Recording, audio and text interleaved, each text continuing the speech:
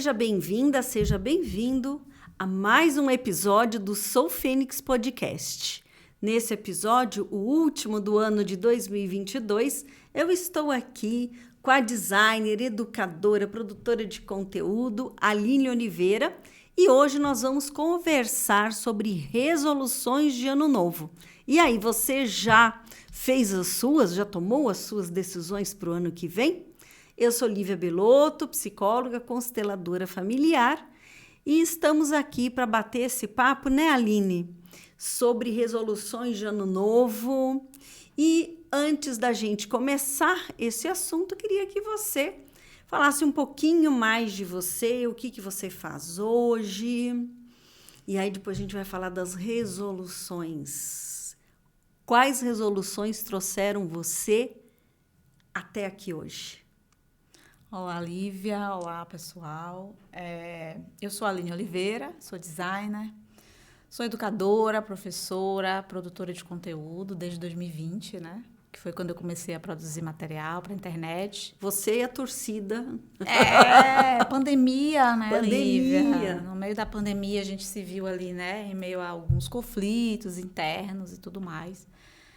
De tempo, né? Putz, tá sobrando tempo, tô em casa, o que eu posso fazer, né? Para mudar aqui meu cenário, minha cabeça, enfim, me ocupar com alguma coisa extra. Então, eu comecei essa jornada aí produzindo conteúdo em 2020, no meio da pandemia. Então,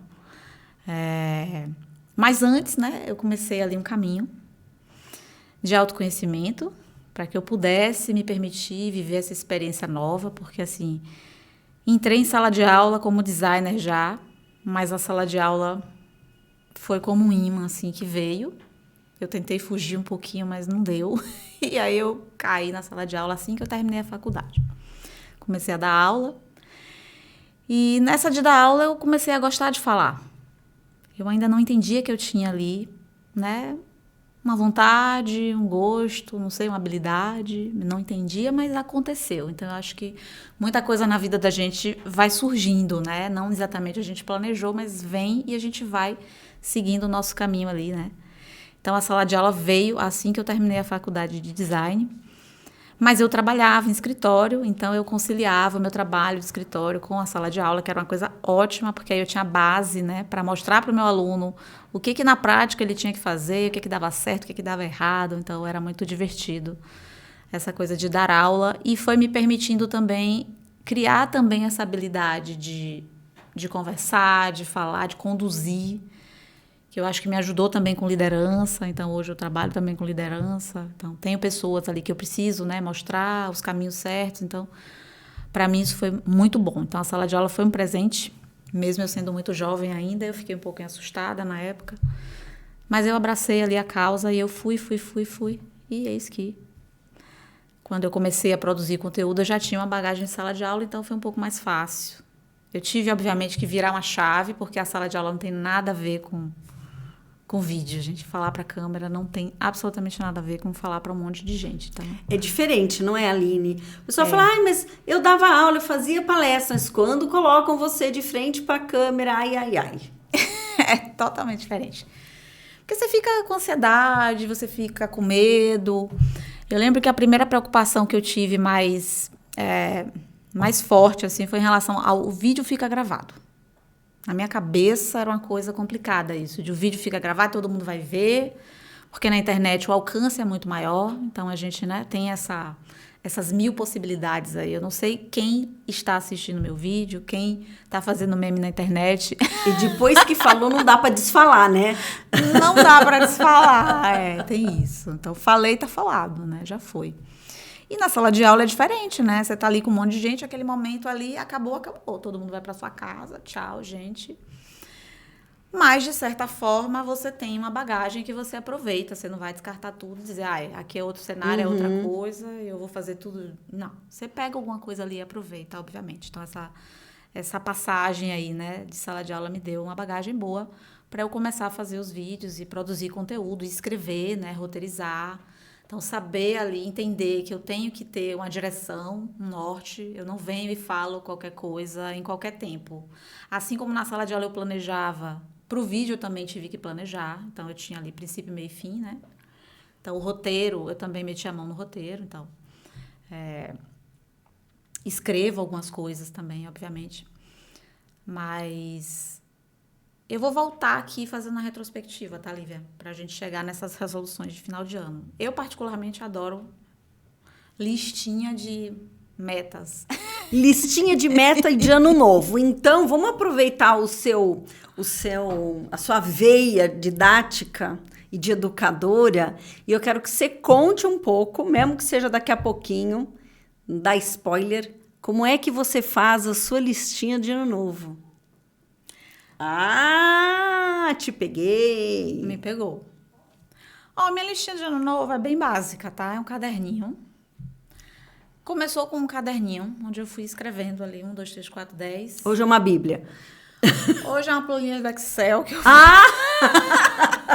Falando em digital, né? Tudo que é moderno, tá certo. Fazemos uma planilha de Excel. Hoje eu faço uma planilha do Excel e aí eu coloco aquele tique ali que você vai... Depois de um ano, você vai olhar e vai dizer o que é que você fez e o que é que você não fez. Então, eu já tenho ali uma planilha do Excel que eu ajeito ali. Minha lista de ano novo. De resoluções de ano, né? Digamos assim, de metas. Mas eu comecei fazendo listinha no caderno mesmo, anotando. E é engraçado porque depois que o tempo passa... Deu uma engasgada aqui. Deve ser porque eu comecei a imaginar essa planilha de Excel, começou a me dar um negócio aqui, um calor, vou ter que ligar esse ar-condicionado. Pode ligar. Mas diga, você começou no caderninho e terminou hoje, você usa a sua planilha de Excel. Então. O legal do caderninho é que, às vezes, aquele caderninho fica na gaveta por um tempo e você esquece até o que você colocou ali, né? Então, eu me lembro que quando eu comecei a trabalhar com projeto social, por exemplo, eu tinha colocado no caderninho que eu queria trabalhar com projeto social. E eu não busquei o projeto social, apareceu. Um dia, eu recebi uma ligação e alguém me perguntou, você quer trabalhar com projeto social e tal? Eu tenho um grupo e tal de design social e alguém indicou você, porque você dá aula, você tem interesse? Eu falei, putz, tenho. Mas nessa altura eu já não lembrava do caderninho, né? E aí, depois de um tempo, eu fiquei 4 anos no projeto social. Depois de um tempo, eu achei esse caderninho e eu vi isso. Eu falei, nossa, mas eu escrevi isso, né? O universo leu o seu caderninho. Certamente, o universo leu o meu caderninho e aquela oportunidade apareceu. Então, assim, eu acho que essa ideia de planejar, ela traz pra gente não só a possibilidade, né, do realizar, porque você concretizou ali escrevendo, que seja na planilha do Excel, no caderninho, ou no papelzinho, enfim. Mas a gente abre esse portal, digamos assim, né? Porque você desejou, você imaginou, você idealizou e em algum momento aquilo, de repente, pode sim aparecer. Se tá no teu caminho, aquilo vem, né? Então, eu fiquei assim, nossa, eu achei o caderninho e vi isso aqui, que legal. Eu já tinha idealizado antes, né? Nem me dei conta, né? Nem me dei conta desse poder, né? De realizar coisas mentalizando, escrevendo, desejando, enfim. Então, por isso que eu particularmente gosto muito das metas, de você traçar. E hoje, né, de forma didática, como você pediu, como que eu faço para traçar metas? Eu dou uns passinhos para trás, eu dou aquela olhada no retrovisor e vejo o que eu fiz. Então, o que eu fiz nos últimos anos que me trouxeram até aqui para que eu consiga traçar os próximos passos, né? Então, eu acho que é mais ou menos essa fórmula que eu uso. Ou seja, você revisita a sua história. Eu revisito, Lívia. O seu legado, as suas obras, você dá uma olhada para trás. Eu dou uma olhada porque eu acho importante. Então, assim, quando você me convidou, né, para participar aqui contigo do podcast, eu pensei, eu vou fazer um resumão aqui da minha vida nos últimos 5 anos, né? Que eu tive 5 marcos importantes nos últimos 5 anos. O primeiro marco foi eu sair de Salvador e vim parar em São Paulo, né? Então, eu não conhecia absolutamente ninguém em São Paulo. Eu simplesmente decidi vir e eu vim. Peguei E meu como filho. é que você planejou decidir vir? Ou você Deus te invadiu e você falou, eu vou? Lívia, para ser bem sincera, um dia eu fui demitida. Foi assim que aconteceu São Paulo na minha vida. Meu contrato acabou, na verdade, né? Não foi demitido, mas encerrou um contrato de 1 ano que eu tinha expectativa de que se prolongaria, mas não foi renovado. E aí, nesse dia, eu cheguei em casa e falei, eu vou para São Paulo. Foi um ponto. E aí foi aquele rebuliço, né? Todo mundo ali ficou... Eu falei, olha, acabei de perder o trabalho, eu não vou ficar aqui em Salvador mais, eu vou embora. Só que naquele momento eu não tinha absolutamente nada que me favorecesse ir embora. Não tinha dinheiro, não tinha trabalho. Eu falei, tá. Mas eu botei na cabeça e eu falei. E aí passaram 2 semanas, eu arrumei um trabalho. De novo, alguém me ligou e falou, alguém te indicou. E você quer trabalhar aqui dando aula? Eu falei, tá bom, eu vou. Lá? Não, esse trabalho era lá ou era aqui? Lá em Salvador, ainda. Porque foi através desse trabalho que eu vim parar em São Paulo. Então, no dia que eu falei, eu vou para São Paulo... O universo deu um jeito de você encontrar o caminho. Exatamente.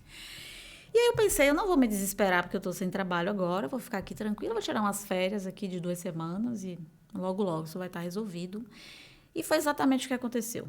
Acho que passaram 15, 16 dias, alguém me ligou e falou, olha, alguém te indicou, você quer trabalhar aqui? Quer dar aula? E era para dar aula na faculdade, lá de Salvador e tudo mais. Eu falei, tá bom, eu vou. E eis que, 2 anos depois, alguém falou, opa, querem ir para São Paulo?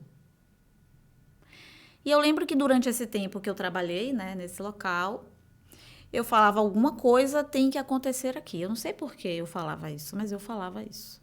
Não é só isso aqui. Então, eu fui professora, depois eu saí, fui para o marketing e aí eu fui efetivada. Quando eu fui efetivada, é engraçado isso, foi quando eu comecei a deixar meu cabelo voltar a ser quem ele é. Eu falei, agora eu tenho emprego. Porque antes você não tinha, como é que é? Não, você trabalhava antes, só que você não era efetivada, isso? É, exatamente. Eu sempre fui mais freela do que, né, digamos assim, funcionária de algum lugar específico por tanto tempo. Quer dizer que a estabilidade, ou suposta estabilidade... Renovou os seus cabelos? Renovou os meus cabelos, eu comecei a deixar meu cabelo natural. Foi um processo lento, obviamente, né? Porque a gente está ali acostumada, né? A mulher, principalmente, né? A mulher preta, ela naturalmente, ela entendeu que o cabelo dela, para ser aceito, precisava fazer parte do padrão. E o padrão era o cabelo liso, né? Então, de pessoas brancas. E eu não tinha essa clareza ainda sobre isso, mas naquele momento... eu sentia a necessidade e eu sentia a liberdade de poder deixar o meu cabelo enrolar de novo. Então, eu falei, não vou mais usar o cabelo liso. Então, antes, enquanto eu dava aula... Aqui, entre nós, ficou lindo, né? É. Sou apaixonada pelo seu cabelo. Obrigada. As luzes nas pontinhas, então, dão um charme. Ai, obrigada. Então, é engraçado, porque as coisas vão se costurando, né? Então... Isso. Parei aqui agora e tenho uma estabilidade, uma suposta estabilidade, vou deixar meu cabelo enroladinho. Ainda não tinha entendido a totalidade e a importância disso que eu estava fazendo, né? Mas eu fiz. E aí eu fiquei ali uns meses no marketing, para ser bem específica, eu fiquei 9 meses no marketing. E eu falava no marketing que alguma coisa ia acontecer ali, alguma coisa que me cutucava assim. E aí surgiu uma oportunidade de migrar para o EAD. E nesse momento eu falei, eu vou. E aí a minha gestora da época, né, falou, mas você quer ir mesmo? Eu falei, eu preciso ir, eu vou. E aí eu fui. E aí no EAD eu comecei a ver os bastidores da produção de conteúdo. Foi quando eu comecei a ir entendendo, né, o vídeo, como é que funcionava, o professor gravando a aula, o professor roteirizando ou não, enfim, o PPT que o professor criava, se era bom, se não era bom, enfim. E eu falei, putz, isso aqui é muito próximo daquilo que eu gosto muito de fazer, que é dar aula, mas é como se fossem os bastidores, né? Porque eu estou por trás da produção mesmo. E eu achei muito legal aquilo, né? E eu nem imaginava que aquela porta que se abriu ali ia me abrir a porta a São Paulo. E aí, 2 anos depois, 1 ano e pouquinho depois, o gestor chamou a gente numa salinha de reunião e mostrou o mapa de São Paulo. Eu falei, nossa... Aí eu já mandei uma mensagem para minha chefa, falei, eu quero ir. Eu quero ir para São Paulo. Ela falou, ótimo, então a gente vai para São Paulo. E aí os meses foram passando, né? Os trâmites ali, né? Foram sendo direcionados e tudo mais para a transferência das pessoas para São Paulo. E na última hora, o meu time se desfez. E ninguém mais vinha para São Paulo. Só eu. E aí eu tremi ali na base e falei, putz, mas meu sonho é para São Paulo, eu quero ir para São Paulo. Como assim? Eu vou sozinha, vou sem ninguém? Vou ter que aprender tudo sozinha? Não tenho quem me ensine. Eu era a pessoa mais júnior da equipe naquele momento. Aquele pessoal que é júnior, mas tem que crescer de repente, né? Exatamente, porque eu tinha pouco tempo ali, né? Naquele ambiente, naquele cenário. Eu já Certo. tinha bagagem de outras coisas, mas não exatamente sobre aquilo que eu ia fazer. Então, eu sabia que em São Paulo eu ia ter que montar um time, eu ia ter que treinar as pessoas, eu ia ter que aprender para ensinar. Que para mim também isso não foi um problema, mas me deu medinho, né? Que eu acho que é natural. Então, esse marco aí, né? Em 2017, eu vim para São Paulo. Então, foi primeira resolução aí difícil, né? Uma tomada de decisão muito difícil, porque eu estava com o filho ainda pré-adolescente, enfim. E tinha aquelas questões pessoais, né? Da família. Ah, mas você não conhece ninguém, como que você vai, né? Você vai contar com quem quando você chegar lá e tal. Mas eu não me deixei abalar por aquilo e falei, eu vou para São Paulo, vai dar tudo certo. E aí, quando eu cheguei em São Paulo, não foi bem assim que aconteceu. Ah, Não foi exatamente assim que eu escrevi no caderninho. é que a gente não faz o desejo completo, né, Aline? A gente faz uma parte do desejo. Eu quero ir para São Paulo, mas tem uma parte das condições que às vezes a gente esquece de escrever, né? Então. Assim, no fim das contas, eu acho que aquele primeiro ano aqui em São Paulo, que foi o ano de 2018, foi um ano muito confuso. Um ano difícil, delicado e que terminou de uma forma muito inesperada, eu diria. Porque, assim, eu terminei um casamento em 2018 e eu iniciei uma outra etapa da vida com outra pessoa no mesmo ano.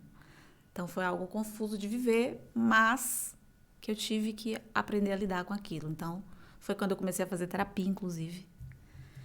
Porque estava tudo muito confuso, muito bagunçado. Então, eu tinha vindo para São Paulo com 2 pós-graduação para fazer, porque eu falei, eu vou estudar, eu preciso, né, melhorar e tal. Com muita pressa, com muita ansiedade. E, no fim das contas, o mundo fez assim, ó, e virou tudo de cabeça para baixo. Eu falei, nossa, mas não era isso que eu estava imaginando. Então, eu não dei conta de tudo que eu imaginei que eu faria. E hoje eu me perdoo por isso. Eu falo, ok, eu estava tentando fazer algo diferente. Eu não... Tava tudo no seu caderninho ainda? As 2 pós-graduação, ir para São Paulo? Tava. As pós-graduações estavam previstas, São Paulo estava previsto, mas os problemas que eu vivi no meio dessa mudança não estavam no script, né? Conhecer uma pessoa nova não estava no script também. Então, mas aconteceu e veio e a gente começou, né, a viver uma história ali que mudou toda a minha trajetória aqui em São Paulo. Que eu acho que isso que é muito louco, né? Eu insisti tanto para vir. Eu achei que aquela história que eu trouxe comigo era a história que estava vinculada à minha vida. E, no entanto, quando eu cheguei que tudo deu errado, depois que passou o tempo e que eu tive esse entendimento, tudo deu errado, eu tive que voltar atrás e falar, não deu tudo errado. Deu tudo certo para que eu encontrasse o verdadeiro caminho. E aí, nesse ano de 2018, né, que tudo mudou, eu tive que dar aquela guinada ali, né? Falei pro meu filho, você quer voltar para São Paulo? Ou você quer ficar aqui no conforto, com a tua avó, com o teu avô, enfim, com as pessoas que você já conhece? Ele falou, não, eu quero voltar para São Paulo. Não quero ficar aqui em Salvador. Aí eu falei, então a gente vai voltar para São Paulo. E a gente vai mudar a história aqui. E vai ser na aventura mesmo. A gente vai testar. É tentativa e erro. Der certo, deu. Não der certo, não deu. A gente muda a rota. E pronto. E foi muito bom falar com meu filho. Era um menino de 12, 13 anos. Então, ele já tinha ali um entendimento, né, sobre muitas coisas. Então, ele me deu muita força, muito apoio. Às vezes a gente acha, mas uma criança, uma mulher sozinha, né? Às vezes atrapalha, né? Poxa, tem que ter rede de apoio, tem que ter isso, tem que ter aquilo. Mas às vezes a criança ajuda tanto, tanto. Às vezes muito mais do que as pessoas que você acha que estariam te ajudando. Então, o meu filho, ele tem um papel muito importante aí nessas tomadas de decisão todas. E E aí, em 2018, a gente fez essa guinada. 2019 foi um ano de reconstrução mesmo. Desculpa voltar um passo atrás. Se o seu filho tivesse dito, eu quero ficar em Salvador, o que você teria feito? Ele ia ficar em Salvador. E você vinha para E São eu Paulo? voltaria para São Paulo. O acordo era esse. Ele quis vir. E pro que desse e viesse. Então, Tamo junto nessa. estamos juntos na aventura. E eu falei para ele... Eu lembro que eu falei... a gente sempre viveu muitas aventuras. Então, assim, vai ser mais uma. Vai ser divertido. A gente vai se entender, Vai dar se certo. ajustar. Vai dar certo. Meu Deus do céu. E aí, eis que a gente voltou e vamos lá, vamos recomeçar a vida. 2019 realmente foi um ano de um recomeço, assim. Nossa, foi um marco, recomeço. Vamos recomeçar. Então, mudamos de casa, mudamos de família, mudamos de tudo. Então, era eu, ele, o cachorro, meu marido, numa casa nova. E a gente foi ali se conhecendo, se ajustando, né? Se entendendo. Então, foi ali, né? Delicado, sensível, mas foi e fluiu. E foi bom para todo mundo. Então, a gente começou a fazer programas juntos. Então, foi muito gostoso de viver isso. Porque para um menino, né, jovem, se vendo em outra realidade, né? Totalmente diferente do que ele vivia. Nossa, foi muito gostoso de viver essa fase. Então, 2019 foi um marco muito importante. E aí, 2020, eis que veio a pandemia. E aí, eu acho que todo mundo deu uma pirada, assim, né? Sutil. Algumas pessoas tiveram problemas mais sérios, mas eu tive aquela pirada sutil ali. Não sei se foi sutil, né, Lívia? Eu acho que eu tô sendo gentil comigo e, ok, eu dei aquela pirada ali e fiquei confusa. Eu falei, putz, alguém vai morrer. Minha preocupação na pandemia era alguém vai morrer, a gente vai adoecer, meu Deus, não tem vacina, enfim. A gente vai perder o emprego, a gente vai ficar sem dinheiro, sem trabalho. Nessa hora a fantasia corre solta, né? Nossa. E sempre pro pior, né? Quais são as piores coisas que podem acontecer? A gente vai passando aquele filminho, né? Você nem percebe, às vezes, o tanto que você consegue ser negativo num momento de turbulência. Eu falei, nossa, só tô pensando besteira. Mas 2020, de fato, eu adoeci, eu comecei a adoecer. Eu comecei a ganhar muito peso, comer mais, eu queria comer coisa gostosa, eu comecei a aprender a fazer coisas gostosas. Então, a cozinha foi nossa morada na pandemia, né? No primeiro ano, pelo menos, em casa. Então, em casa a gente aprendeu a fazer comida boa e a gente queria comer mais, e queria comer doce, queria comer queijo, queria comer coisa gordurosa. E aí, em 2020, realmente eu comecei a adoecer, no meio da piração da pandemia. Só que aí, em 2021, aí a gente começou com o canal, em 2020, que eu acho que esse é o marco importante de 2020, fora a piração. Volta pro Eu sei que você tem um estúdio também na sua casa. Então, no meio dessa piração, a gente precisava voltar para o chão. E qual foi, né, a alternativa ali, a possibilidade, né? Como é que a gente volta para o chão, né?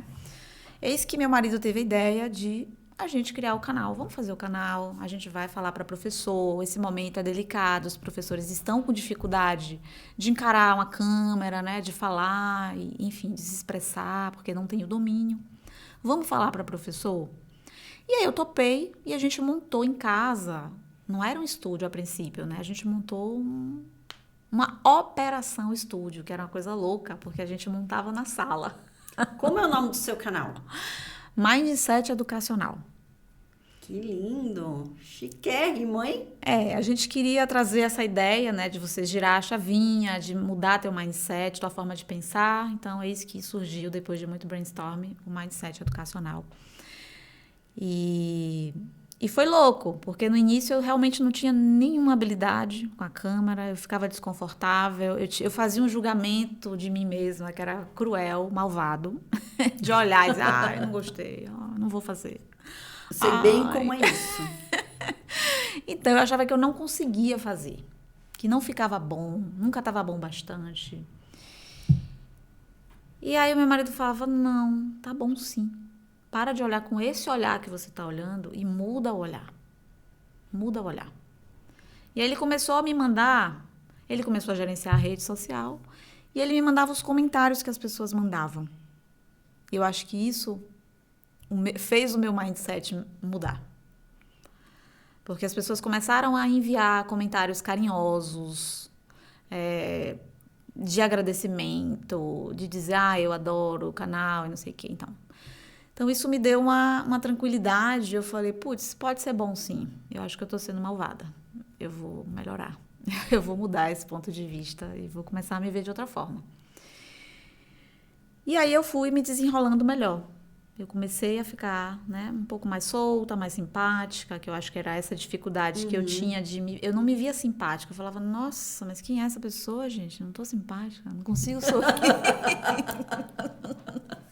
Nossa, eu ficava, mas eu tô muito chata, gente, tô muito dura. É o que dizem pra mim, mãe, você é muito séria. Gente, já entreguei quem foi que disse, né? Já entregou. Não, a vibe da internet não é assim, porque eu manjo, porque eu sigo um monte de canal, e você tem que ser mais assim, mais assado, falar, mas aí a gente vai dizendo, ai meu Deus, tudo que eu faço tá certo. É bem isso. Mas quando a gente volta com esse olhar mais carinhoso, a gente olha e fala, tá bom sim, tá bom, eu tô melhorando, eu tô aprendendo, né? Que eu acho que você ter essa clareza de que você vai estar sempre aprendendo algo novo é importante. Você não fica nem lá em cima, nem lá embaixo. Você nem se coloca um Deus, né, maravilhoso, perfeito, e você também não é a pior pessoa do universo. Você está ali aprendendo. Então, eu acho que essa fase foi boa. Então, 2020 foi quando a gente começou a investir no canal e foi bom.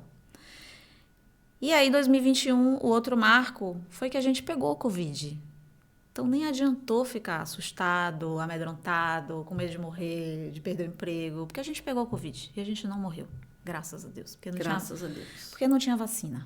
Então, assim... Ainda não tinha. Ainda não tinha vacina. A gente começou o ano, não estava no caderninho essa, tá, Lívia?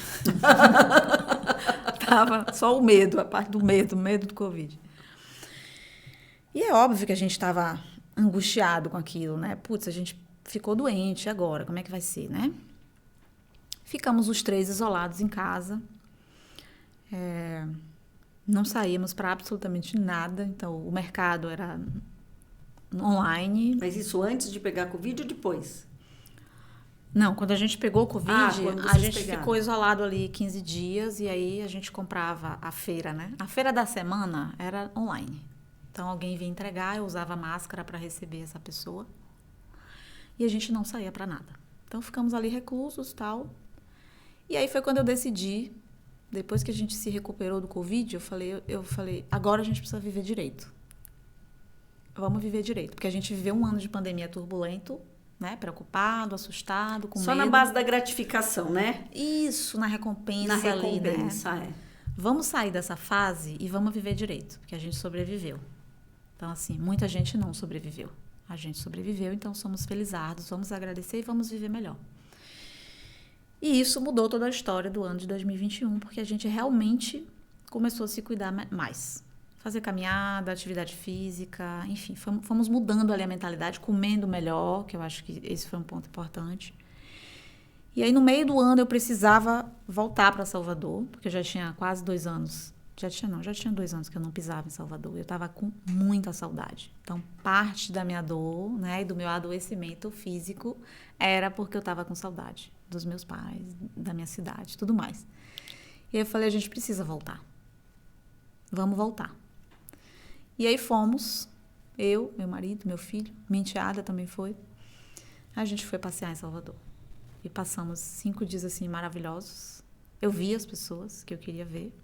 Não vi todo mundo, obviamente, porque é muita gente, então a gente não consegue dar conta em 5 dias, é muito corrido.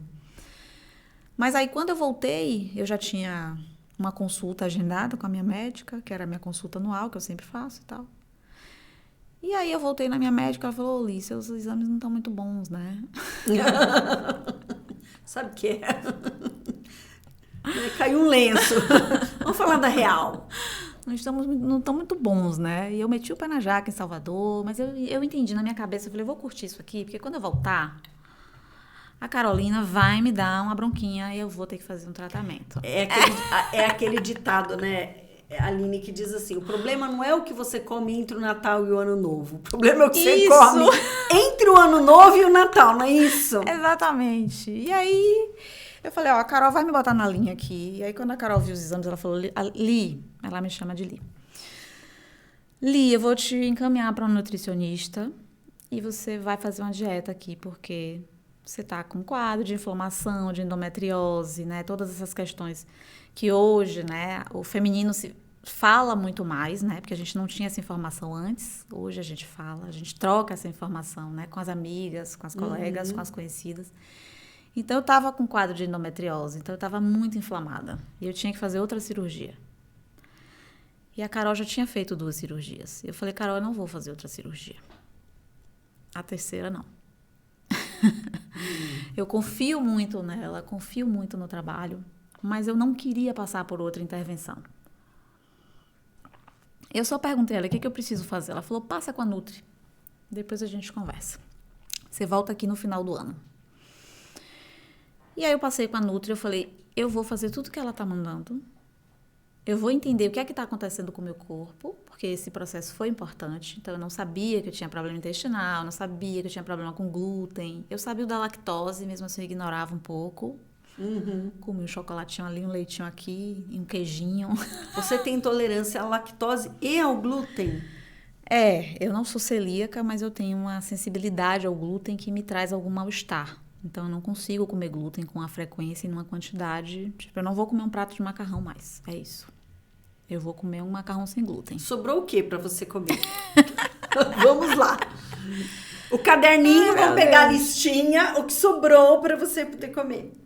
Sobrou aveia sem glúten, que é o que eu uso para fazer bolo. Então, eu como bolo hoje, aprendi a fazer, né? Claro. Quem arruma problema, arruma solução, Você né? já colocou as receitas no seu canal? Ai, ainda não, Lívia, mas eu quero. É uma boa sugestão, hein? Eu aprendi a fazer bastante coisa que não tem glúten, não tem açúcar. Então, o meu bolo de banana não tem açúcar, não tem glúten, não tem leite. É só banana e ovo. Banana e ovo, isso vira bolo? Vira bolo e fica bom. E aveia?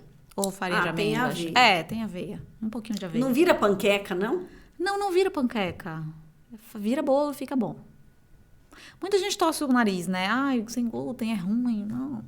Não quer. Ai, não tem glúten, não tem gosto. Não tem açúcar, não tem gosto. Então, depende, né? Do que você vai colocar lá. Então, eu consegui fazer um bolo de banana bem bom. Vou trazer pra você. Traz junto com a receita, hein? Vou deixar. E aí, sobrou... Ok, eu tive que fazer uma dieta para tirar os fermentativos primeiro, que eu acho que foi o primeiro ponto. Eu tinha um problema com alimentos fermentativos e eu não sabia. Então, assim, até frutas que tem um teor ali de como é açúcar? Fermentação? Então, assim, manga, melancia, coisas que eu não sabia. Brócolis, vamos lá, alguns vegetais também que eu comia, assim, adoidada. Eu achava que estava super bem e eu passava super mal. E eu não entendia. Eu falei, mas só comi brócolis e cenoura, gente. Estava de dieta. Como assim eu fiquei passando mal? E aí, essa parte aí do entender como funciona o corpo foi muito importante para que quando eu retomasse ali, né, aquela alimentação, né, de antes, eu consegui ir percebendo o que fazia mal, o que fazia bem, e aí eu fui colocando no caderno, na planilha do Excel, tá? Gente, mas se você não tiver uma planilha de Excel, o caderno serve, tá? Serve o caderno. Prof. Aline, né, nossa prof do dia, tá dizendo que dá certo. Dá certo no caderno, mas eu tenho uma planilha do Excel e eu fiz ali o diário, né, da alimentação, onde eu colocava tudo que eu comia todos os dias, em todas as refeições. E só assim eu consegui entender o que dava errado. Então eu anotava.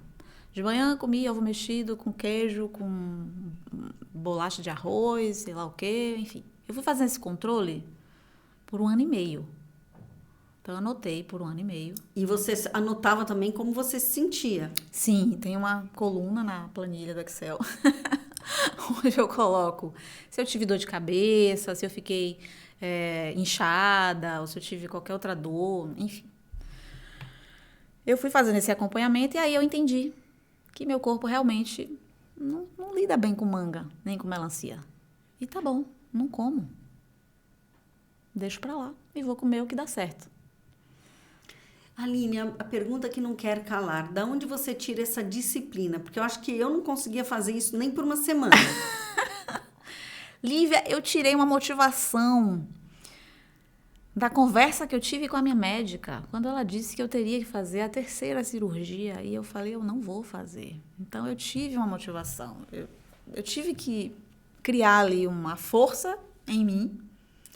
Era modo de sobrevivência, né? Era modo de sobrevivência. Porém, eu estudei em escola de freira, então, digamos que eu sou disciplinada, eu sempre fui disciplinada. Mas eu precisava querer fazer algo para que eu conseguisse manter essa disciplina, né? Então, assim, eu quis evitar ali o risco, de novo, de ter que fazer uma cirurgia, enfim, porque eu tinha pontos de endometriose em vários órgãos, não era só, né? Na questão do feminino, então estava no intestino, estava na bexiga, sabe? Eu falei, nossa, mas... Nossa, eu não sabia que tinha endometriose em outros órgãos do corpo. Pois eu também não sabia. Mas aí... Que interessante. E eu acho que esse é um assunto muito importante, que a gente precisa conhecer mais e pesquisar mais, porque muitas mulheres não sabem e às vezes tiram o útero e aí você tem ali, né, um resquício da doença, enfim. E ele pode, assim, se manifestar em outras partes do corpo, né, que foi o que aconteceu comigo. Então, eu tinha na bexiga. Eu não sabia, às vezes, porque eu tinha tanta infecção urinária. Então, não era só infecção urinária, era endometriose na bexiga. Então, eu acordo toda noite para fazer xixi. Então, assim, são coisas que são, às vezes, sutis, Lívia, que se a gente não perceber, né, na nossa história, por isso que eu fico olhando, né? Putz, isso aqui tem alguma ligação com alguma coisa que eu já vi lá atrás. Então, eu preciso ir linkando ali as pecinhas, né? Senão, eu não consigo entender como é que eu funciono. Como é que dá certo aqui, né? Com a Aline. E aí, eu já tinha esses focos todos de endometriose. Eu falei, eu não vou fazer outra cirurgia. Porque uma coisa é você tirar um cistozinho que tá ali num lugar específico. Outra coisa é a minha médica abrir lá e ficar pegando um monte de coisa de bexiga, de ligamento, de não sei o quê. Porque tinha até nos ligamentos do útero, não sei o quê. Eu falei, nossa, mas isso é muito confuso para mim. Eu falei, não quero essa complexidade toda. Não vou passar por isso de novo. Então, eu acho que essa motivação fez com que eu me empenhasse muito e seguisse a dieta à risca. E Aline, esse trabalho que você fez alimentar, que não é só uma reeducação, né? Uma saúde alimentar. É a história do alimento ser o seu remédio. Sim. Desinflamou, resolveu o problema? Resolveu. Eu voltei na minha médica, eu volto todo ano, então, quando eu voltei, ela falou, você quer fazer a ressonância ou você deixa pro ano que vem? Porque você aparentemente está ótima. Com os exames, né, clínicos que a gente já tinha feito, estava tudo certinho. Então, não era obrigatoriedade eu refazer a ressonância para ver, né, se realmente os órgãos estavam livres da inflamação. E aí eu resolvi fazer. Eu falei, eu vou fazer. Eu não vou esperar mais um ano. Eu preciso ver resultado, né? Sou muito do resultado, quero ver. E aí eu fiz, mesmo sendo um exame chatérrimo, né? Aquele exame para mim é terrível, eu não gosto, mas eu faço. E aí ela falou, olha, não tem nenhum foco mais. Acabou. Então, ela fala, é como se fosse um sinalzinho que tá ali, como se fosse uma cicatriz. Mas não tem mais a manifestação, né? Inflamatória da endometriose nos tecidos. Ótimo. Fiquei super feliz. Consegui. E não precisei fazer uma cirurgia. Por mais que a gente saiba que tem casos e casos, né? A endometriose é uma doença que ainda está se descobrindo muita coisa, né? Sobre isso. Então, nem todos os casos vão ser suaves, como o meu foi, né? E que mais ou menos suaves, né? Suave porque eu tô sendo, né? Porque eu sei que tem gente que passa por situações muito piores. Porque se você tinha pontos de inflamação, de endometriose em vários órgãos, não era suave. E sem a disciplina que você teve, disciplina alimentar, disciplina para entender como... Eu acho que você falou uma coisa super importante. É a possibilidade de você entender como você funciona. O que dá certo para você e o que não dá. Porque é impressionante, às vezes a gente se vê de frente de uma pizza, né? Que não é uma coisa fácil de você dizer não, né? Que tem o queijo e o glúten, né? Para ajudar. Isso. E aí você olha o tal do prato e você tem que ter uma consciência profunda do que aquilo vai gerar para você poder dizer, não, isso eu não vou comer. Isso. Como que você lida com este não vou comer porque isso vai me fazer mal? Lívia, eu acho que o calo de você já ter passado muito mal sem saber, ele vai te dar esse ânimo de dizer, não, a pizza hoje não vai dar. Uma coisa positiva que eu descobri da pizza é que algumas pizzarias têm queijo zero lactose, então eu consigo comer. E tem fermentação natural. A massa de fermentação natural, ela já dá uma reduzida no glúten, então você consegue comer sem passar mal. E tem também as opções sem glúten. Eu adoro pizza. Ou seja, você não ficou sem a sua pizza, mas você foi buscar soluções. Exatamente. Eu não vou comer a pizza que todo mundo vai comer. Eu vou comer a pizza diferente, mas eu vou comer a pizza de vez em quando, lógico, porque eu mantenho a linha. Depois que você aprende a comer aquilo que te faz bem, você já não quer mais comer aquilo que não te faz bem. Porque realmente dá uma diferença na sua energia, no ânimo, no humor. Muitas pessoas têm um processo porque a inflamação traz um processo depressivo, inclusive. Sim. Né? E aí você fica tentando resolver a depressão com terapia, mas você não muda a alimentação, aí não resolve. Isso. Né? Você tem que resolver a alimentação e aí você vai procurar a terapia, porque são fatores, né? São variáveis que você vai eliminando do cardápio, digamos assim, já que a gente está falando de comida. Eu acho que essa multidisciplinaridade, né, dos tratamentos, ela precisa ser entendida como importante, porque se a gente... eu tô doente, eu vou tomar só um remedinho e vai passar? Cara, não vai dar. Porque toma omeprazol, antigases, mas continua inflamada. Não resolvia o problema. Então, assim, eu lembro que foi engraçado. Quando eu cheguei aqui em São Paulo, na minha gavetinha do trabalho, eu tinha 4 gavetinhas no trabalho. A primeira era remédio. E a última era sapato. O resto era papel. Bem organizado. E aí, depois que o tempo passou, eu lembro que o estagiário que trabalhava comigo, sentava do meu lado, ele falou assim, essa aí, ela andava cheia de remédio na gaveta, porque a gente não podia ter nada aqui, uma dor de barriga, uma dor de cabeça, que ela oferecia um remédio. Só que o tempo já tinha passado, eu não lembrava disso. Eu falei, Jura? Eu tomava remédio, menino? E aí eu falei, putz, era mesmo. Eu fazia a feirinha do medicamento na farmácia. E minha gavetinha sempre tinha alguma coisa. Então, se alguém tivesse um perrengue no trabalho, tô com dor de barriga, você quer um antiácido? Você quer um remédio para dor? Eu tava ali a louca do remédio. Então, assim, eu não me dava conta do tanto que eu me prejudicava, porque eu queria resolver um problema de imediato, mas eu não ia atrás da causa. Então, eu tenho dor de cabeça por quê? Por que eu tenho dor de cabeça todo dia? Porque eu como glúten todo dia. Hoje eu sei que glúten me dá dor de cabeça. Porque quando eu como, né? Tá aquela escorregada ali, né? Comi um bolo. Minha cabeça, começa a doer.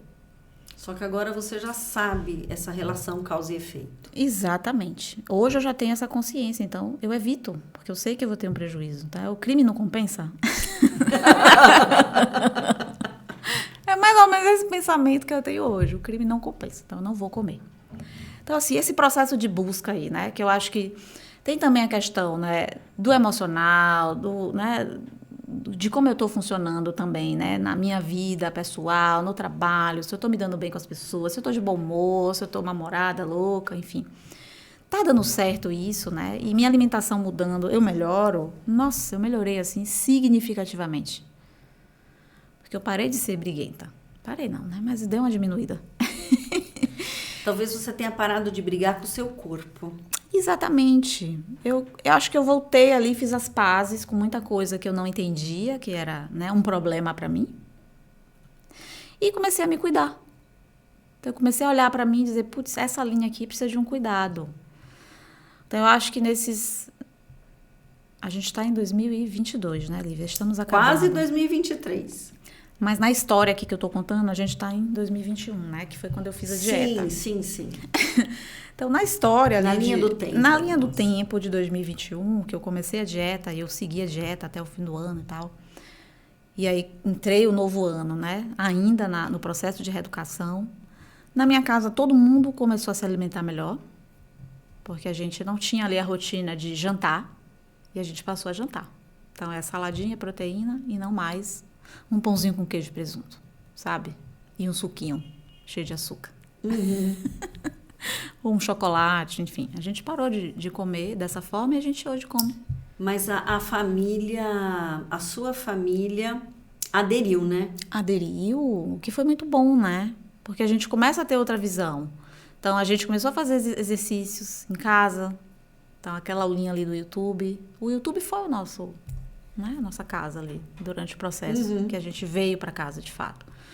Então, tudo que você quer aprender, quero fazer um bolo. YouTube. Você quer fazer enfim, a gente buscou essa ferramenta para aprender coisas novas. E a aula de ginástica também era essa aula de ginástica. Então, eu tentei de noite, não deu certo. Eu falei, agora eu vou tentar de manhã. E de manhã deu certo. Então, a gente conseguiu manter uma rotina. Então, quando eu perguntei à minha médica qual é o melhor exercício, ela falou, o que você consegue manter. Esse é o melhor exercício para você. Perfeito. Eu falei, então tá bom, então eu vou continuar em casa. Não, eu vou pra academia, mas ano que vem. Tá na lista. Tá na listinha. Tá certo. Na planilha do Excel.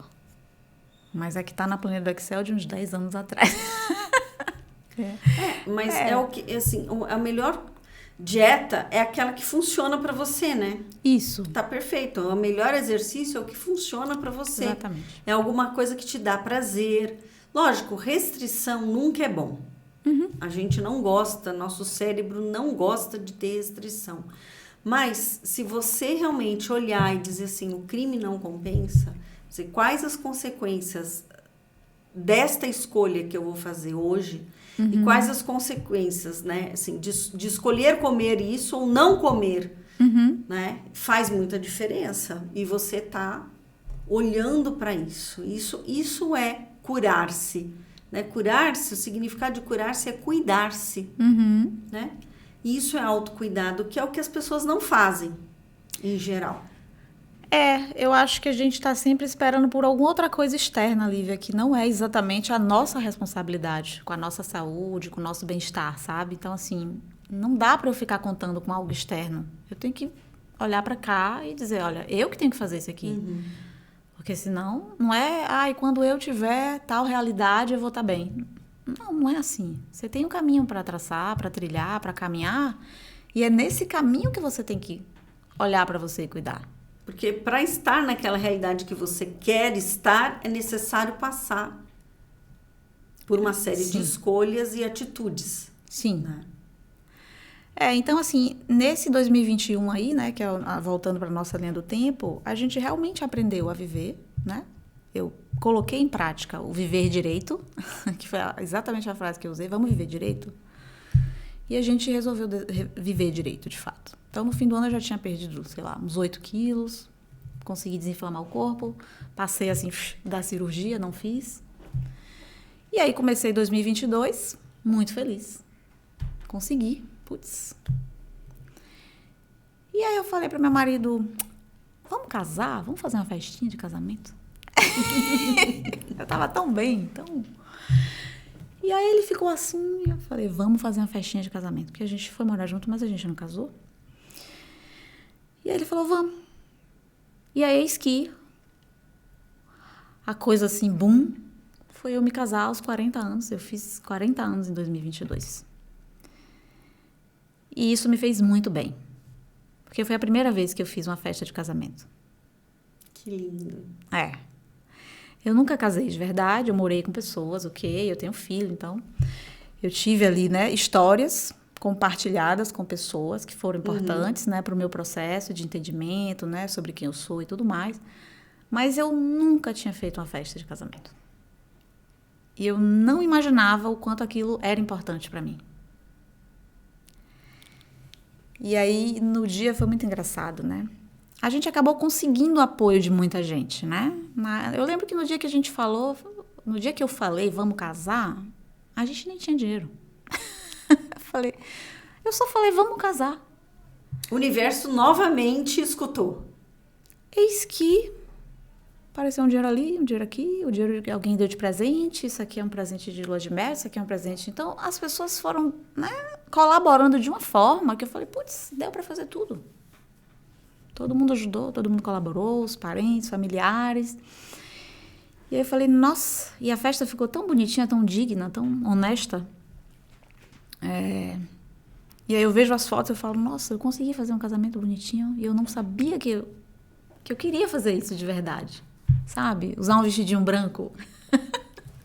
Esses símbolos, né, que a gente aprende quando é menininha ali, né, que é uma coisa bacana de fazer. Mas o casamento é um ritual, né, Aline? É um ritual. É um ritual. E os rituais são importantes. Eu acho que muitas coisas foram sendo deixadas em segundo plano, que não eram, né? Se a gente olhar na história da civilização, Sim. Os rituais sempre foram muito importantes. Hoje a gente ainda tem os rituais indígenas, você tem rituais religiosos, você Sim. tem rituais de passagem, né? A gente chama rituais de passagem. E esses rituais foram deixando de ter o lugar que eles merecem ter. E aí ficou tudo... É como se fosse tudo um lugar comum, né? Então, por exemplo, almoçar a família inteira toda junta é um ritual. Sim. Ah, não, isso não precisa comer todo mundo junto, não precisa jantar, cada um come no horário. E aí uma série de coisas, de situações que unem, que agregam, que dão um sentido para a nossa vida foram sendo desqualificadas e deixadas lá em segundo, terceiro e quarto plano, não é? Eu acho que esse entendimento eu tive, né? Depois que eu vi as fotos do casamento e que eu vivi o momento, óbvio, né? Que eu fiquei super nervosa. Eu falei, nossa, não sabia que ia ficar tão nervosa, mas eu fiquei nervosa. Porque a gente fez uma festa intimista para 30 pessoas, uma coisa simples, de fato. Mas eu fiquei muito nervosa na hora. Eu falei, nossa, não sabia que ia ficar tão nervosa casando. Mas, enfim, foi muito lindo, muito bom de fazer. Foi uma coisa que marcou o ano de 2022 para mim, né? Que foi o ano dos meus 40 anos. Eu imaginava que ia fazer um festão de 40 anos, mas com esse cenário de pandemia ainda, a gente ainda não é certeza, né? Usa máscara, não usa máscara. Não pode juntar tanta gente, assim, de forma irresponsável, né? Então, vamos fazer uma coisa, né? Aqui dentro do que dá para fazer. E aí, quando eu vi as fotos, eu falei, nossa, mas eu não sabia que eu queria realmente, que eu achava importante, sabe? E foi importante. Eu diria que existem alguns sonhos que a gente engaveta, né? Foi exatamente isso. Eu pensei e eu escrevi sobre isso. Eu falei, eu realizei um sonho de menina, que eu já não lembrava que eu tinha. Então, foi bem bonito isso. E aí, em 2022, eu fiz 1 milhão de planos na planilha. A gente queria viajar em família, todo mundo. A gente queria ir para Portugal. E eu fiz a planilha, eu fiz a apresentação no PowerPoint, a gente teve uma reunião em casa, eu daquele jeito, né? E aí a gente não fez. Esse plano não saiu do papel. E aí o final do ano foi chegando, eu fui ficando turbulenta, eu falei, putz, eu não fiz nada do que eu planejei, nenhuma coisa, nada do caderninho veio pra realidade. Você casou! Eu casei, isso tava no plano. Mas as outras coisas, ok. Mas eu olhei de novo, né? Eu olho a primeira vez, eu faço aquele exercício do designer, né? Que eu tinha um professor que ele dizia, olha, você desenha o produto, cola na parede, imprime e cola na parede. Vai lá fora, vai fazer outra coisa, volta e olha de novo. Então, eu costumo fazer isso também na vida.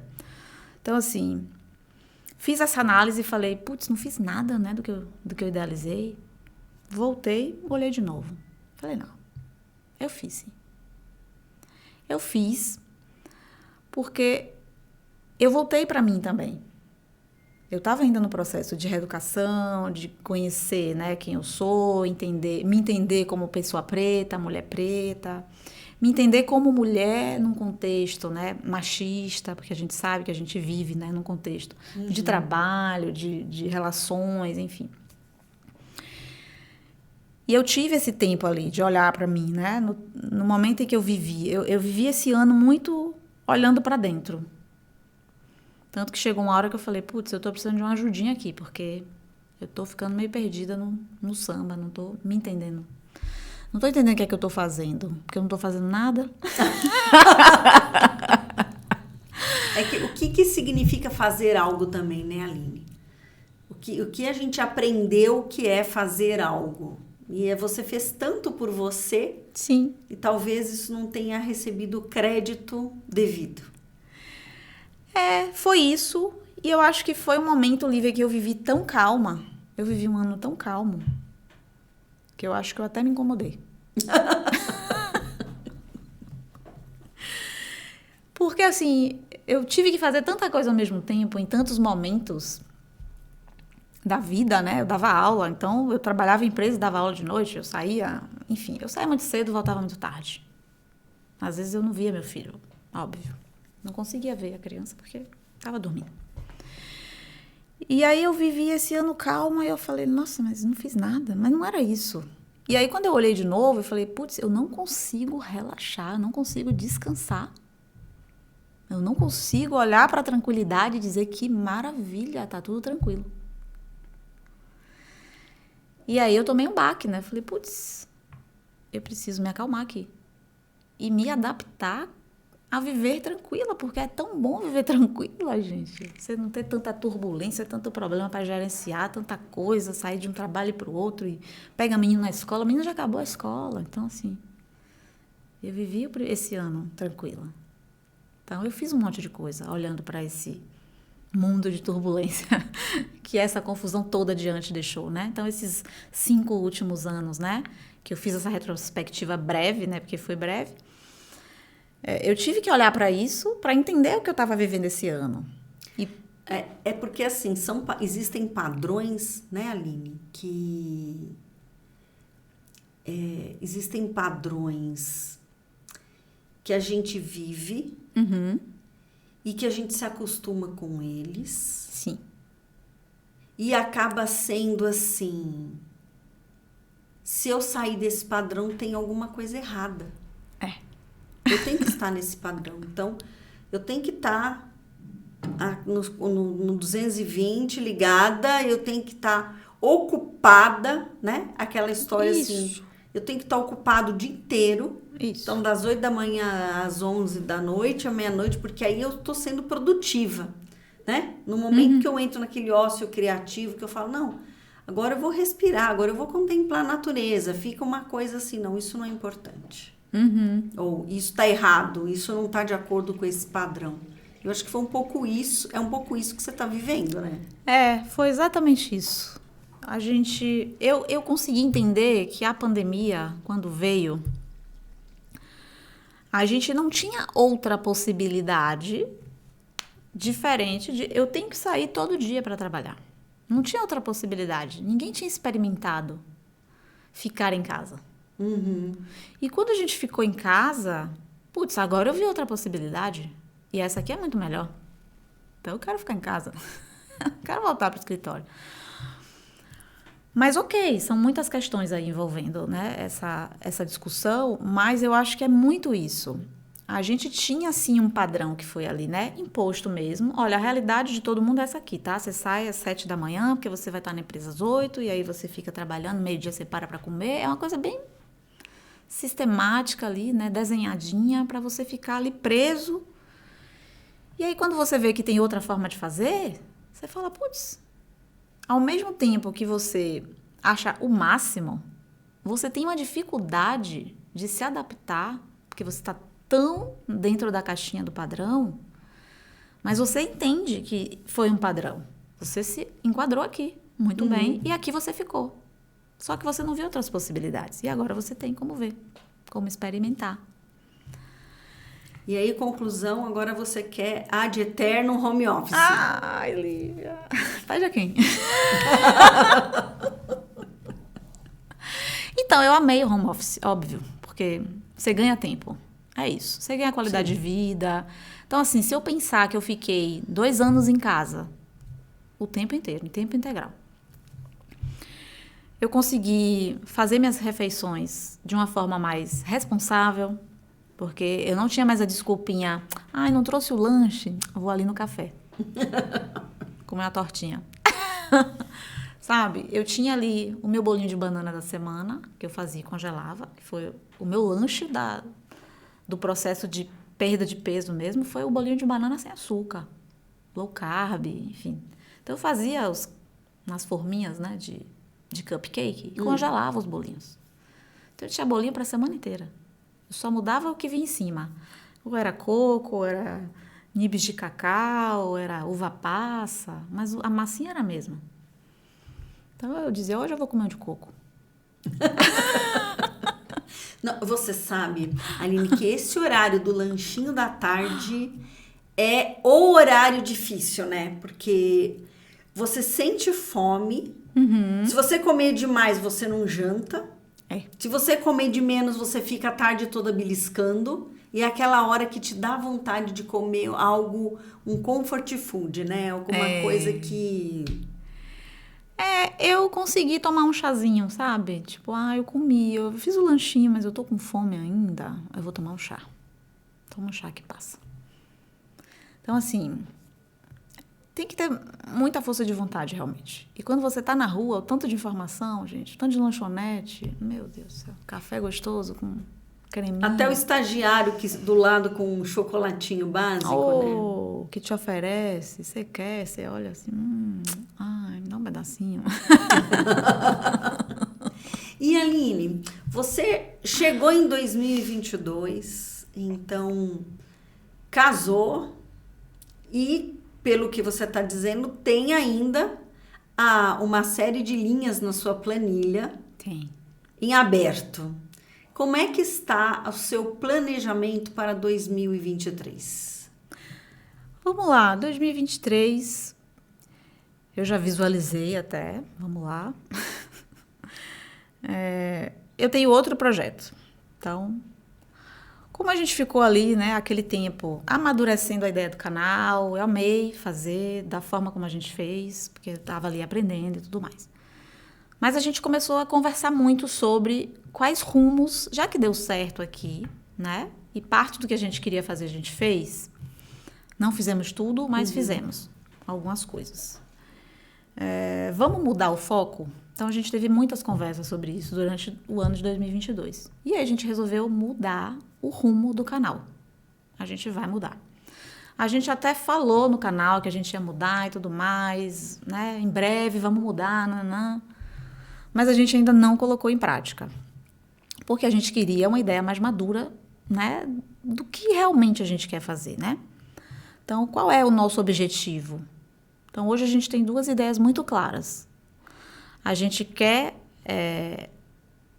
dar uma repaginada ali no canal, direcionando ele para uma educação mais colaborativa e não mais aquela educação formal que a gente foi ali, né? Na tentativa de, obviamente, melhorar aquele cenário ali de dificuldade que o professor estava vivendo, a gente seguiu aquele padrão ali, né? Se a dificuldade é essa, eu vou entregar isso aqui. Hoje a gente quer entregar outra coisa. A gente percebeu que até dentro dessa vivência mesmo, né? Do EAD, das dificuldades e tudo mais, o aprendizado colaborativo, ele tem a palavra, meu Deus. Ele tem um resultado, digamos assim, muito positivo. Porque a gente aprende junto.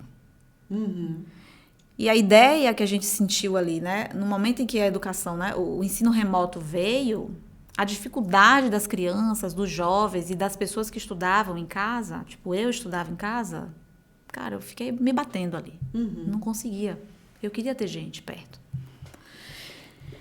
Só que, ok, hoje a gente já entendeu que dá para fazer isso na internet. E a gente aprender de forma colaborativa. Então, naquele primeiro momento ali, foi difícil, porque a gente não tinha experiência. Agora a gente já tem. Então, assim, como que a gente amplia isso? A gente sabe que o alcance na internet é muito grande. Então, assim, eu vou colocar ali na rede, eu não sei, um monte de gente vai assistir de um monte de lugar diferente.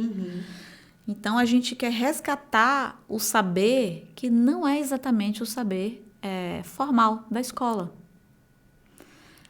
E, para isso, a gente quer contar a história. Contar histórias. Seria o saber das experiências vividas? Exatamente. A gente quer contar histórias sobre experiências vividas que constroem uma sociedade melhor. Então, a gente quer contar histórias de pessoas. Eu acho que nesse processo aí de entendimento sobre o rumo do canal, esse ano aí, né, o meu marido fez um projeto muito bacana sobre apagamento negro, que é algo que vai ainda ser lançado daqui a 2 anos, não é para agora ainda. Mas ele começou a gravar e ouvir histórias. E eu também participei do documentário, falei, tudo mais, contei minha história. E essa experiência com as histórias fez com que a gente acordasse para 2 coisas, né? Tanto para o meu entendimento, hoje, né, como uma pessoa preta, como mulher preta também. E foi louco, porque quando eu recebi o convite, eu fiquei, putz, mas o que eu tenho para contar? Porque todas essas pessoas... Sobre o apagamento negro, isso? O que eu tenho para contar na minha história sobre o apagamento negro, sabe? Eu não estava me entendendo no contexto, Lívia. E aí o estalo veio. Eu falei, putz, mas eu preciso me entender nessa história, porque eu faço parte dela. Com certeza. Então, assim, eu não tenho como negar minha origem, eu não tenho como negar meu cabelo, eu não tenho como negar nada disso. E hoje, quando eu vejo as minhas fotos com cabelo liso, eu falo, mas essa aqui não sou eu, velho. Isso aqui não sou eu. É outra pessoa que eu inventei para fazer parte do padrão que era aceito, mais aceito, digamos assim, né? Então, assim, se você cresce achando não, tendo certeza, né? Que você é uma menina preta e a menina preta é feia. Quando você chega na sua vida adulta, você não quer ser uma menina preta, uma mulher preta. Você quer ser uma mulher branca. Porque você nunca vai ser amada. Você nunca vai ser aceita. Você nunca vai arrumar um trabalho. Você nunca vai arrumar alguém que te assuma. Então, assim, foi muito mais fácil seguir por esse caminho. E dizer, eu sou uma mulher branca, eu vou tirar proveito da minha pele, que é mais clara. E eu vou alisar meu cabelo. Eu vou entrar nos espaços que eu quero entrar. Aí era um personagem, né, que você criou. Era um personagem, óbvio, né, que eu criei. Para minha defesa, óbvio. Eu acho que o papel da minha mãe nessa história é importante, porque é a mulher branca da casa. Então, a mãe branca, ela tem ali, né, o senso de proteger os filhos. Então, ela foi a primeira pessoa a pagar. Né? Então, até como uma autodefesa. Até e uma como defesa da prole. Exatamente. Eu vou me defender, eu vou defender os meus. Os meus pequenininhos saíram todos com a pele clara, são brancos. Ninguém vai dizer o contrário. Então, a gente foi ali, trilhando o nosso caminho, e esse entendimento não veio. Então, assim, demorou para eu entender. E aí, quando esse documentário veio na minha vida, na vida do meu marido, putz, a gente consegue se entender aqui dentro da história. Eu consigo me entender. E foi bom ter falado. E aí eu falei, putz, eu gostei disso de falar. Sobre a minha história, sobre a minha vida, sobre o meu legado, né? É triste não saber de onde você veio. Porque a gente tem histórias completamente diferentes. Então, eu tenho uma pessoa que é descendente de espanhóis, italianos, ele sabe de onde ele veio, ele conseguiu rastrear toda a história passada dele. Eu não consigo rastrear nada. Meu sobrenome é o sobrenome herdado pelos donos das pessoas que vieram escravizadas para o Brasil. Então, assim, eu não sei qual é o meu real legado, né? Enfim, a minha, né, história passada eu não tenho como rastrear. E essa experiência foi muito marcante para a gente e fez a gente mudar também o rumo do canal. Porque quando a gente viu as histórias e quando eu me vi contando a minha história, putz, me deu impacto, assim, falei, eu quero falar. E eu tenho sim o que falar. E falando eu consigo ajudar outras pessoas. E isso também faz parte do aprendizado das experiências, da colaboração, porque você está tentando construir uma sociedade melhor, mais equilibrada, que foi o sonho que eu sempre tive. Mas aí você ouve, né? Com desdém, alguém fazer uma piadinha, mas ela quer mudar o mundo. Tá bom, fofa. Você não vai mudar o mundo. Mas você vai fazer a sua parte? Mas eu vou fazer a minha parte. Eu quero fazer a minha parte. Então, assim... Porque ninguém vai mudar o mundo, não é? Se você for olhar por esse ponto de vista, quem que tem a capacidade de mudar o mundo? Realmente não dá. Mas a gente precisa fazer alguma coisa, né? Então... Né? Quem que tem a capacidade de mudar o mundo? Ninguém vai mudar o mundo. Mas Isso. Se eu mudar um pouquinho, né? Como hoje aqui a gente está abrindo essa possibilidade de você falar da sua história, dos seus conflitos, dos seus questionamentos, dos seus entendimentos. Sim. E trazer também um conteúdo que agregue na vida das pessoas, ajudando as pessoas a se posicionarem de uma forma diferente em relação à própria vida. E eu acho, com certeza, a sua história é a história de muitas mulheres negras. De muitas. Não é? E você fala, né, dessa questão da origem, né? Eu me lembrei de uma notícia que eu vi na internet, de uma dama de companhia. Você viu isso? Da Rainha Elizabeth? Não. Então, a Rainha Elizabeth faleceu e aí a Camila, né, a nova rainha consorte, fez uma festa, uma reunião para falar de mulheres, de empoderamento, aquelas histórias. E tinha uma mulher negra na festa e a dama de companhia, uma ex-dama de companhia lá da família, chega e pergunta para ela, né? Mas da onde você... Ela era uma britânica. Sim. É uma mulher britânica, mas de pele escura. E ela perguntou, da onde você é? E parece que ela insistiu várias vezes, não deve ter sido, né? Mas da onde você veio? Não deve ter sido nada confortável, com certeza. Por outro lado, Aline, eu vejo essa pergunta como uma curiosidade. Eu entendo que o tom muda tudo, né? Faz toda a diferença. Mas quando você talvez pergunte para a pessoa da onde é a sua família de origem, né? Eu não vejo isso como ofensivo. Então, aí eu já estou saindo da situação que deve ter sido muito ruim. Mas eu queria saber o seu ponto de vista sobre isso, né? Se você está num país anglo-saxão, você tem pessoas brancas. Obviamente que existem pessoas negras que nasceram lá. Mas se você tem uma pele escura, você imagina que elas tenham vindo de algum outro país. Tirando a falta de educação e sutileza da tal da dama de companhia, como que você vê essa questão, né, da pessoa ser, no caso, né, se a gente fosse analisar, fazer um react dessa cena, como você enxerga essa situação? Então, Lívia, difícil de responder, né? Porque... Difícil, é uma situação difícil, né? Também porque são várias interpretações, né? Você não estava lá, você não viu, mas você pegou um recorte de uma situação. Você não viu o contexto inteiro. Sim, ninguém tem realmente o contexto inteiro. Então a gente tem que se basear num recorte, né? Então foi uma posição indelicada, invasiva, insistente. Você não sabe nem qual foi a intenção da pessoa. Por que ela quer saber a origem? Então, mas você acha errado a pessoa perguntar qual é a sua origem, quais são as suas raízes? Lógico que a pergunta não foi feita dessa forma, entendeu? Mas quando eu li a notícia, eu fiquei com essa questão interna, né? Porque se alguém chegar para mim e perguntar, Lívia, quais são da onde vieram os seus ancestrais, eu vou dizer, eu sei que uma parte veio da Itália, uma parte veio da Bélgica e uma parte veio de Portugal. E tá tudo bem. Acho até que deve ter uns japonês, deve ter talvez algum oriental. Mas eu pergunto assim, porque a gente tá falando de ancestralidade, a gente tá falando de raízes.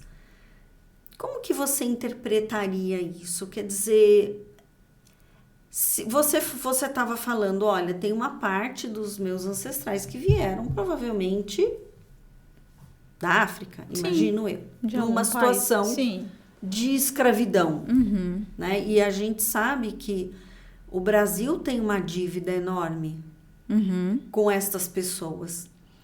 Mas, e você estava dizendo, eu não sei rastrear. Não sei, lógico, de que país, de que lugar, eu não sei rastrear. Mas se você soubesse, você se ofenderia se alguém te perguntasse?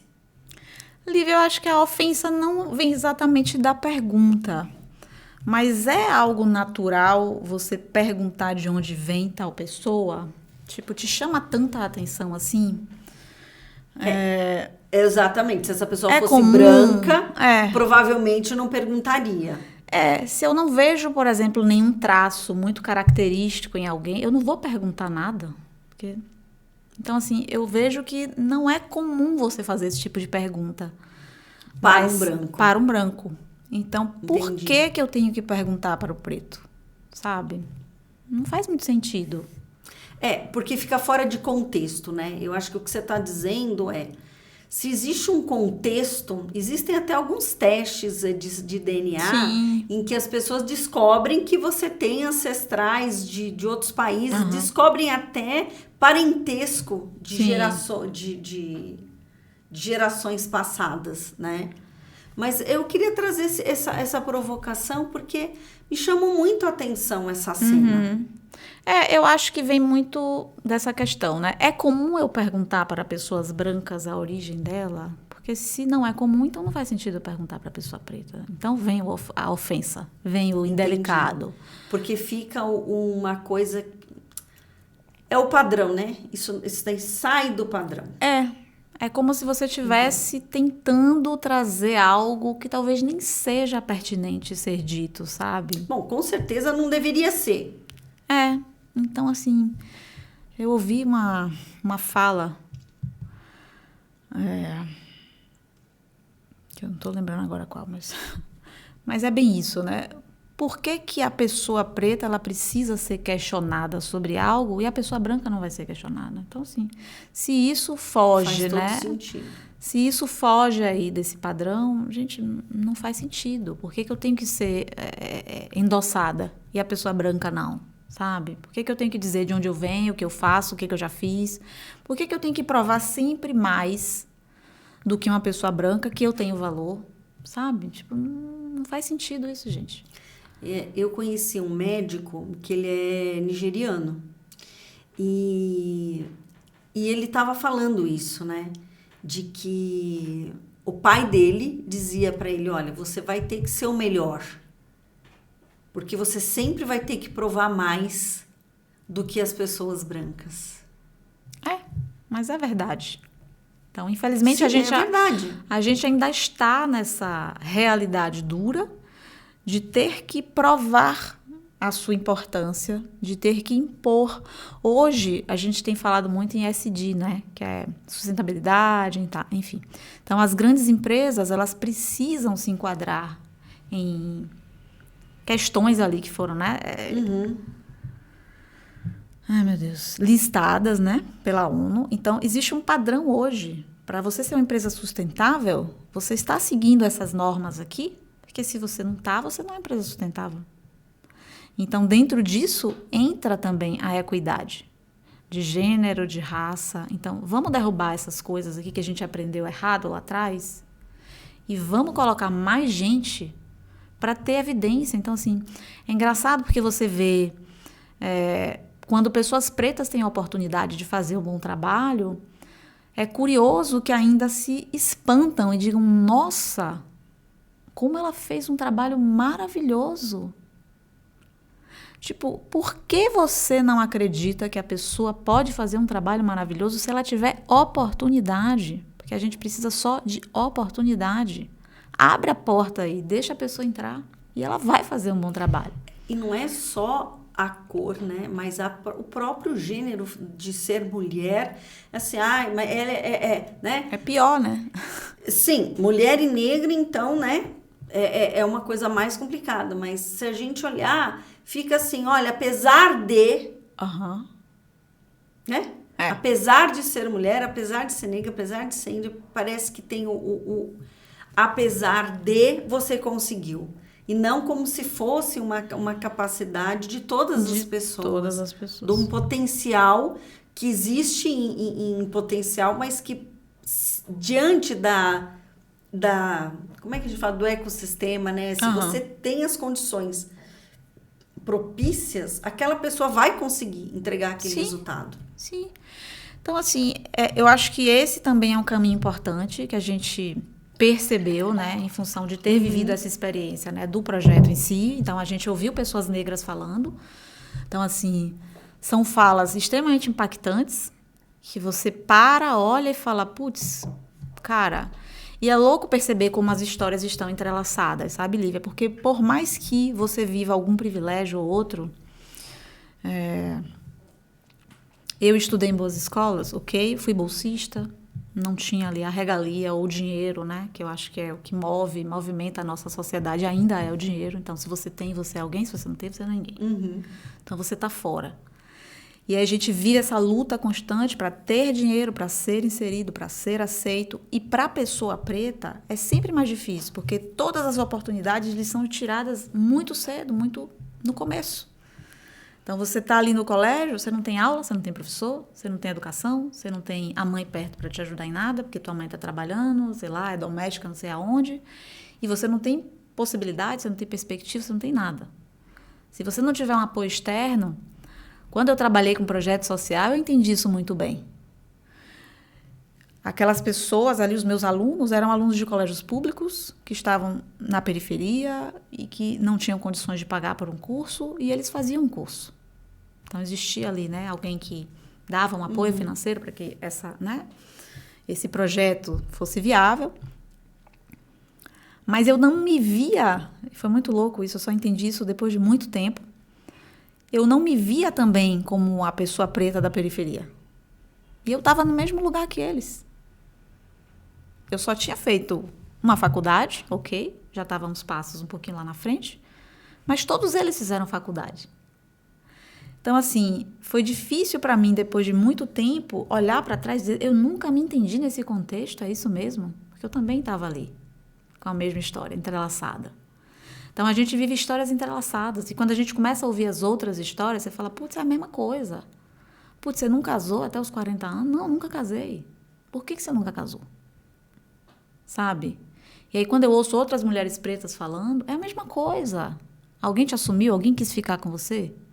Ah, você teve um filho com 21 anos, com 22? Nossa, piorou ainda. Você já era preta pobre com filho, acabou, né?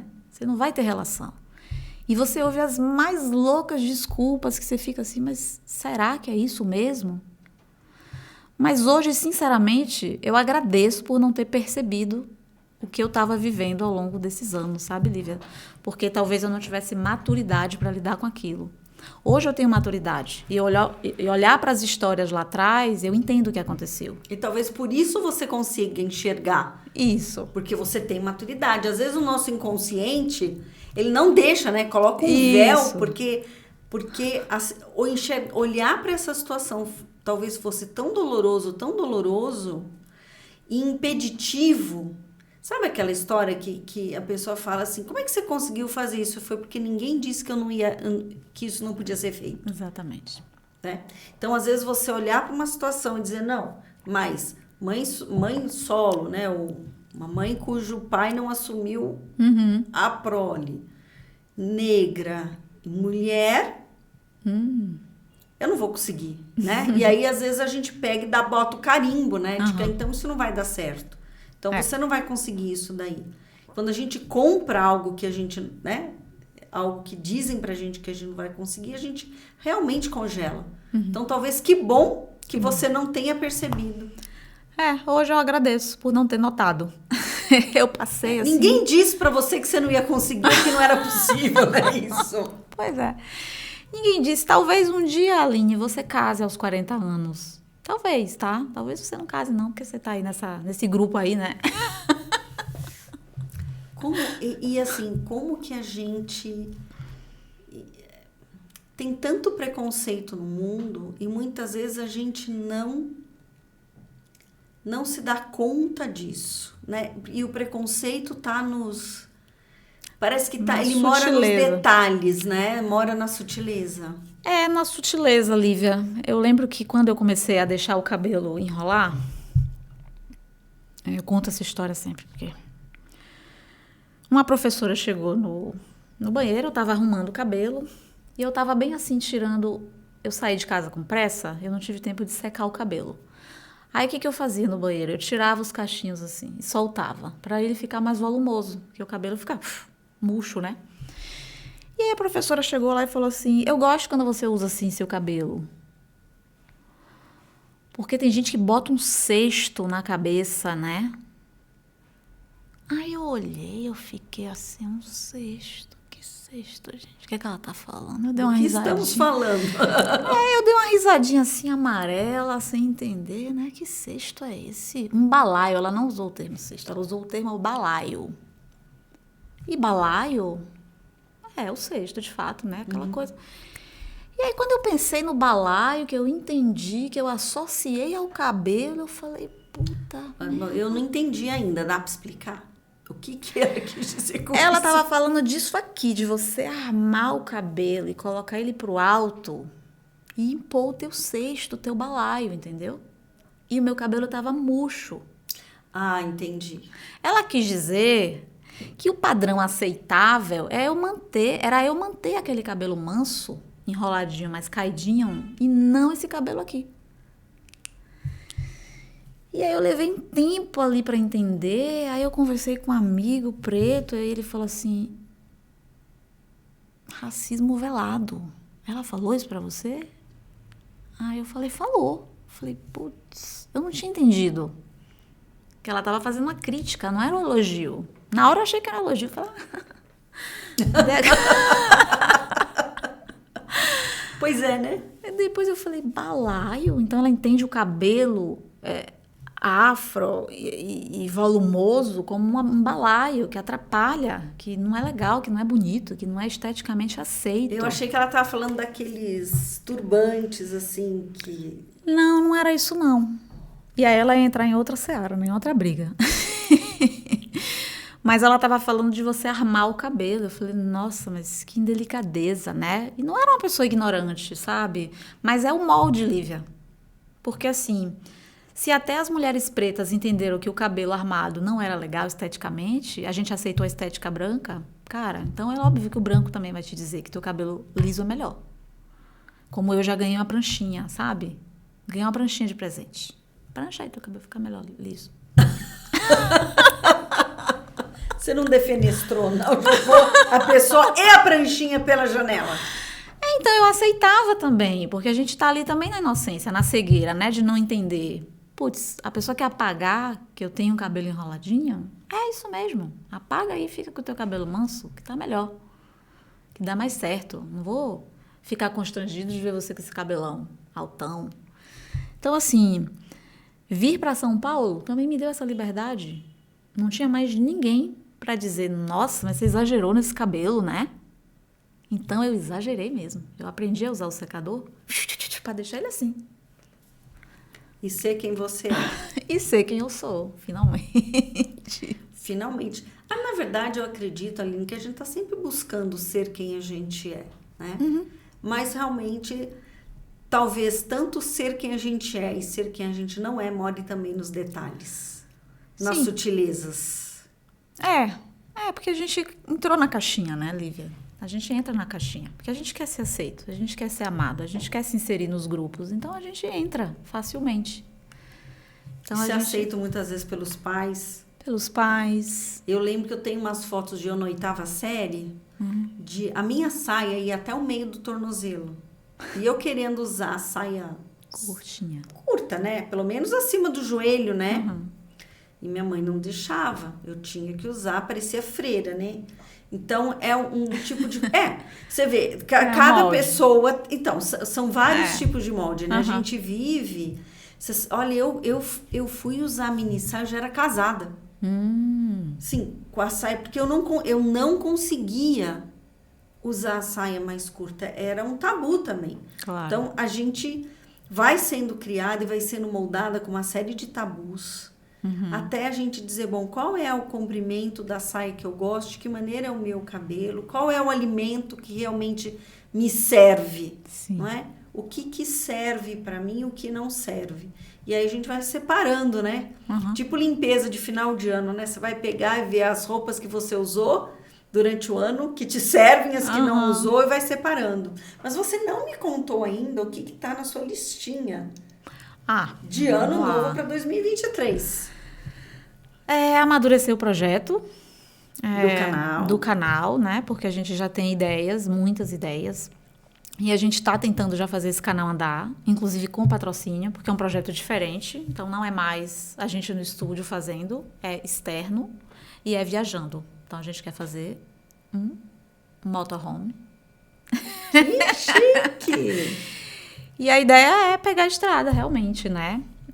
Criar um roteiro, né, quais são os temas que a gente vai abordar, quem são as pessoas que a gente vai procurar, fazer essa prospecção e ir nesses lugares para fazer no local. Então, eu acho que é totalmente diferente da gente fazer no estúdio, acho que vai ser outra experiência. Então, amadurecer essa ideia mesmo e ver o que a gente consegue, né, daqui para frente. Porque a gente está tentando bater aí nas portas para ver. Conseguir os patrocínios para fazer um projeto grande. É um projeto grande, vai precisar de apoio, vai precisar de mais gente fazendo, né? Então, assim, já temos também pessoas que a gente já, né, listou ali do nosso círculo de colaboradores, conhecidos, amigos e por aí vai. E projetos pessoais? Ir para Portugal? Portugal ainda não, Lívia. Não vamos mais agora. Eu acho que muita coisa mudou durante esse tempo. É legal a gente ter essa visão de que no momento em que a gente traça as metas, a gente está de um jeito e o nosso contexto está de um jeito. E depois que a gente, né, de repente partiria para essa realização ali, será que a gente é a mesma pessoa, né? Será que o contexto é o mesmo? Então, a gente tinha, assim, um projeto de 5 anos. O projeto era para ficar 5 anos em Portugal. E ali tinha... era de mudar, não era fazer um passeio. Não, era de mudança mesmo. A gente ia mudar. Só que aí a gente revisitou ali a proposta inicial e a gente pensou e falou, não, vamos fazer outra coisa aqui, né? Que a gente está gostando mais. E a gente deixa isso para depois. E se de repente isso aqui é uma porta aberta, por que não, mais tarde, a gente retoma o projeto Portugal e vai, né? Se a gente conseguir, né, ser nômade digital, sei lá. Não sei o que vai acontecer, Lívia, mas eu tô assim, me abrindo muito mais. Eu tô fazendo minha listinha, mas eu tô abrindo um pouquinho para que o universo te responda. Me traga, de repente, coisas legais e que eu ainda não pensei, sabe? Então, eu acho que eu tô... Que outras possibilidades existem que eu ainda não considerei. Exatamente isso.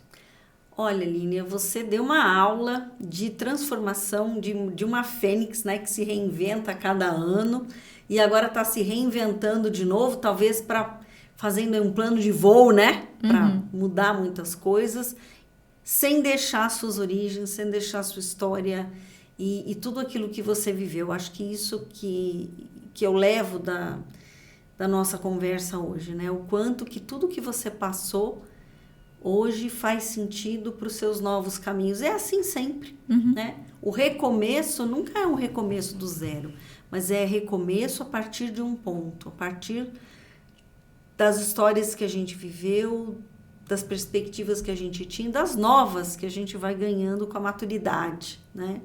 E eu queria pedir para a gente encerrar, né, nossa conversa de hoje, para você olhar lá para aquela câmera e para você deixar uma mensagem. Você já deixou muitas, mas para deixar aí uma última mensagem. Eu quero dizer que a gente tem um caminho longo para se conhecer, para se entender e principalmente para enxergar qual é o nosso propósito, o que a gente está fazendo aqui, por que a gente está aqui, nesse formato, nesse lugar, com essas pessoas.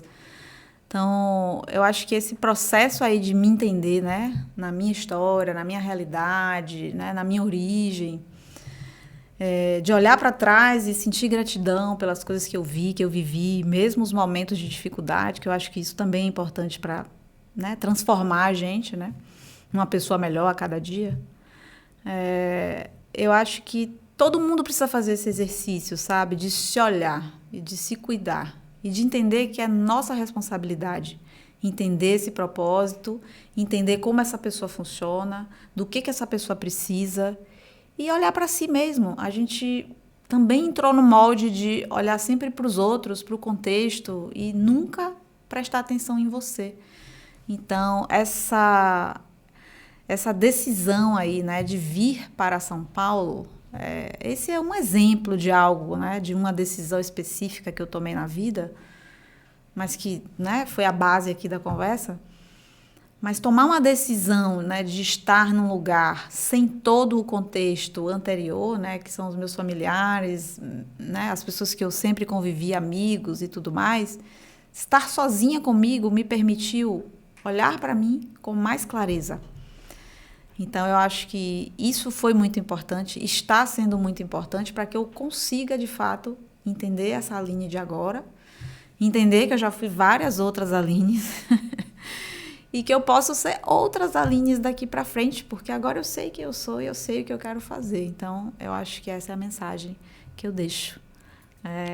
Eu acho que serve para todos os finais de ano, para todos os finais de ciclo, para todos os recomeços. E é isso. E agradeço, Lívia. Obrigada pelo convite. Eu que agradeço, Aline, pela sua disponibilidade, pela sua entrega, pela autenticidade em todos os sentidos, não só nos cabelos enroladinhos, né? Por ter vindo aqui. E eu quero aproveitar também a oportunidade e deixar aqui minha mensagem. Hoje é o último podcast do ano. Deixar o meu desejo de um lindo Natal, um ano novo com muitos projetos, com muitas buscas, porque se a gente para de buscar, é quase como morrer, né? Então, e acreditar no universo, né? Que eu acho que foi uma mensagem de hoje. Quando a gente olha e fala, eu me proponho a algo, o universo conspira a nosso favor. Então, que 2023 o universo esteja a favor dos seus sonhos, das suas realizações, das suas buscas, da sua felicidade. Quando a gente é feliz, o mundo fica um pouco mais feliz. E assim, a gente vai ficando por aqui. Beijo no seu coração. Dê o seu like aí, inscreva-se no canal e até o ano que vem. Um beijo para todos.